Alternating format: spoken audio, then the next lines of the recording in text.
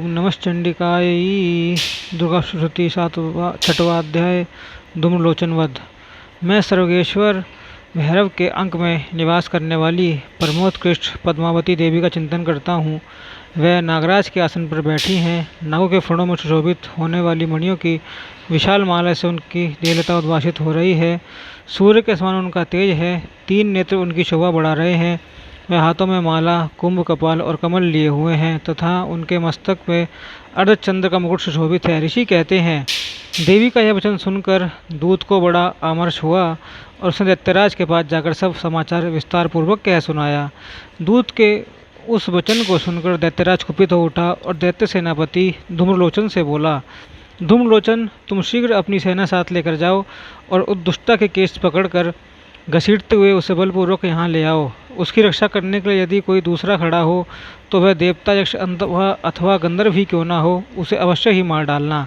ऋषि कहते हैं, शुंभ के इस प्रकार आज्ञा देने पर वह धूम्रलोचन दैत्य 60,000 असुरों की सेना को साथ लेकर वहाँ से तुरंत चल दिया।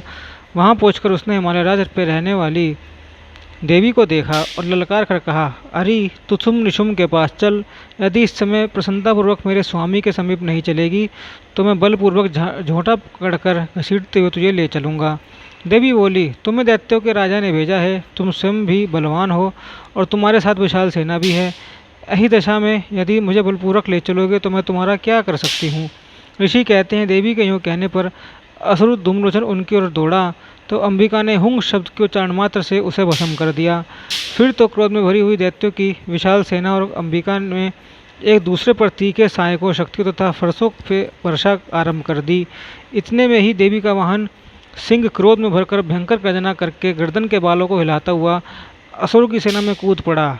उसने कुछ दैत्यों को पंजों की मार से, कितनों को अपने जबड़ों से और कितने ही दैत्यों को पटक पटक कर होठ की दाढ़ों से घायल करके मार डाला। उस सिंह ने अपने नखों से कितनों के पेट फाड़ डाले और थप्पड़ मारकर कितनों के सर धड़ से अलग कर दिए। कितनों की भुजाएं और मस्तक काट डाले तथा अपनी गर्दन के बालों को हिलाते हुए उसने दूसरे दैत्यों के पेट फाड़कर उनका रक्त चूस लिया। अत्यंत क्रोध में भरे हुए देवी के वाहन उस महाबली सिंह ने क्षण भर में ही असुर की सारी सेना का संहार कर डाला।